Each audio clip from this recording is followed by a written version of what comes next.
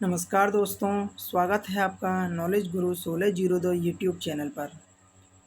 दोस्तों, संस्कृत साहित्य की श्रृंखला के अंतर्गत हम लोगों ने पिछले वीडियो में महाकवि माघ का जीवन परिचय एवं उनके द्वारा रचित ग्रंथ की सूक्ष्म रूप में अध्ययन किया था। आज दोस्तों हम महाकवि श्रीहर्ष के बारे में जानेंगे और उनके द्वारा रचित जो भी महाकाव्य रहेगा उसका अध्ययन करेंगे सूक्ष्म रूप में। महाकवि श्रीहर्ष, इनके पिता थे श्रीहीर, माता का नाम था मामल्ल देवी। श्रीहर्ष ने अपने महाकाव्य में इस श्लोक का प्रत्येक सर्ग के अंत में वर्णन किया है। श्रीहर्षम कविराज राज मुकुटा लंकार हीरः सुतम श्रीहीरः सुस्वे जितेन्द्रियम मामल्ल देवी चयम।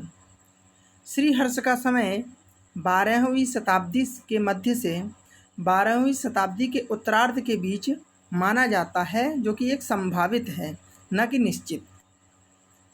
श्रीहर्ष के आश्रयदाता हैं जयचंद्र। श्रीहर्ष की उपाधि है, इनकी दो उपाधियां हैं, नवभारती और कवि पंडित।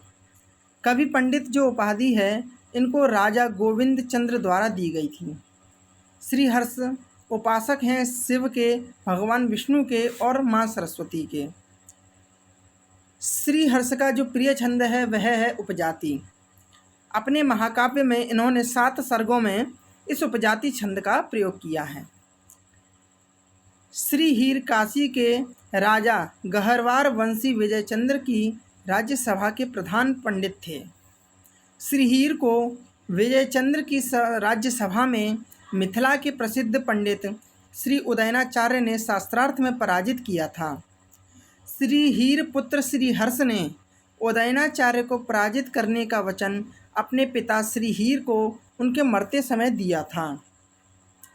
श्रीहर्ष ने चिंतामणि मंत्र का 1 वर्ष पर्यंत जप किया था। त्रिपुरा देवी के वरदान से श्रीहर्ष अत्यंत उत्कृष्ट विद्वान हो गए थे। जयचंद्र की प्रार्थना स्वीकार कर श्रीहर्ष ने नैषधीय चरितम महाकाव्य की रचना की। नैषधीय चरित महाकाव्य की दोष रहित प्रामाणिकता के लिए श्रीहर्ष कश्मीर गए थे। महाकवि श्रीहर्ष नदी तट पर बैठकर रुद्र मंत्र का जप किया करते थे। हरिहर कवि को भी श्रीहर्ष का वंशज माना जाता है। श्रीहर्ष के निवास स्थान के संबंध में विद्वान मतैक्य नहीं हैं। कुछ विद्वान कन्नौज का, तो कुछ विद्वान वाराणसी का, कुछ बंगाल का एवं अन्य कश्मीर का निवासी श्रीहर्ष को बताते हैं।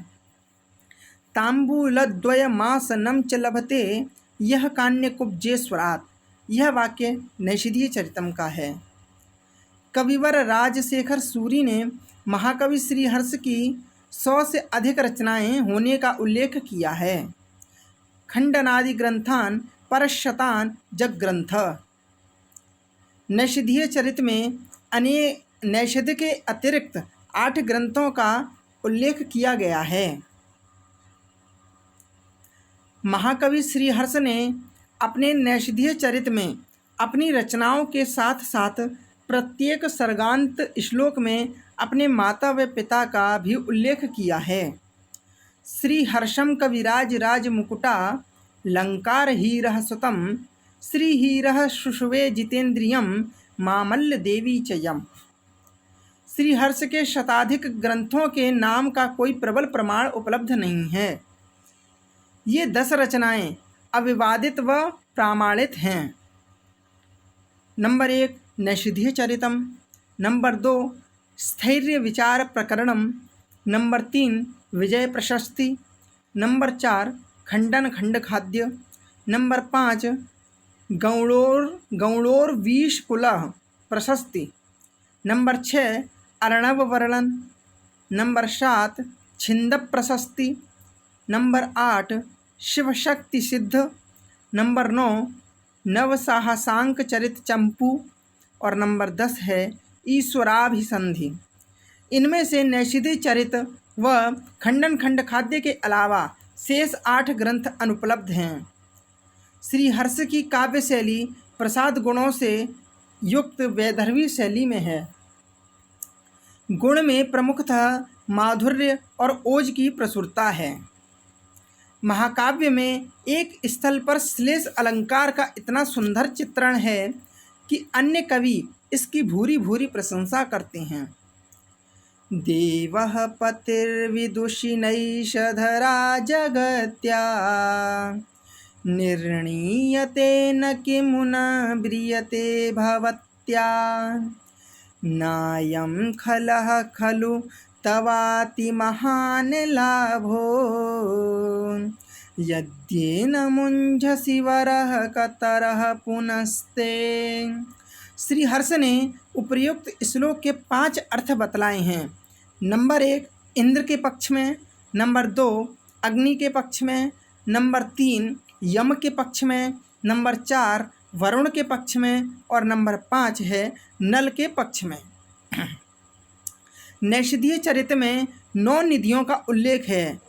वह 9 निधियाँ क्रमशः नीचे दी हुई हैं।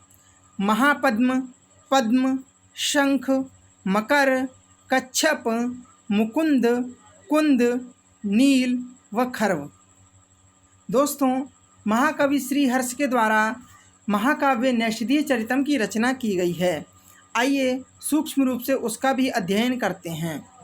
नैषधीय चरितम, इसके लेखक हैं श्री हर्ष। काव्य विधा है महाकाव्य। इसमें कुल सर्गों की संख्या है 22। इसके जो नायक हैं नल हैं, जो कि धीरोदात्त प्रकृति के हैं। नायिका हैं दमयंती। प्रतिनायक हैं इसमें 4 नल के रूप में क्रमशः अग्नि, वरुण, इंद्र और यम। नैषधीय चरितम का अंगी रस अथवा प्रधान रस है श्रृंगार। अन्य रस हैं वीर रस, हास्य, करुण, रौद्र एवं अद्भुत आदि। नैषधीय चरितम में जो गुण है वह है माधुर्य और ओज और प्रसाद गुण। प्रायः सभी काव्य गुण इनके नैषधीय चरितम में पाए जाते हैं। नैषधीय चरितम की रीति मुख्यतः वैदर्भी है। नैषधीय चरितम में अलंकार अनुप्रास है मुख्य रूप से। अन्य अलंकारों का भी प्रयोग किया गया है, जैसे अतिशयोक्ति आदि। इसमें छंद कुल 19 छंदों का प्रयोग किया गया है, जिसमें उपजाति, वसंत तिलका, अनुष्टुप, वंशस्थ तथा शिखरणी प्रमुख हैं। उपजाति जो छंद है सर्वाधिक 7 सर्गों में प्रयुक्त हुआ है। नैषधीय चरितम का नामकरण निषद देश के राजा जो नल थे उनका चरित वर्णित होने से इस ग्रंथ का नाम नैषधीय चरितम रखा गया। दोस्तों, आज की कक्षा में इतना ही। इसी तरह से हम आपके लिए प्रतिदिन एक महाकवि की रचना एवं उनके द्वारा रचित जो भी मुख्य ग्रंथ होगा उसका सूक्ष्म रूप में प्रतिदिन अध्ययन करेंगे। यदि आप TGT, PGT, junior added exam की तैयारी कर रहे हैं तो आप अवश्य जुड़ें और प्रतिदिन आप कक्षा लें। धन्यवाद दोस्तों। यदि कक्षा आपके लिए हेल्पफुल हो तो आप लाइक, शेयर एवं सब्सक्राइब अवश्य करें। धन्यवाद दोस्तों।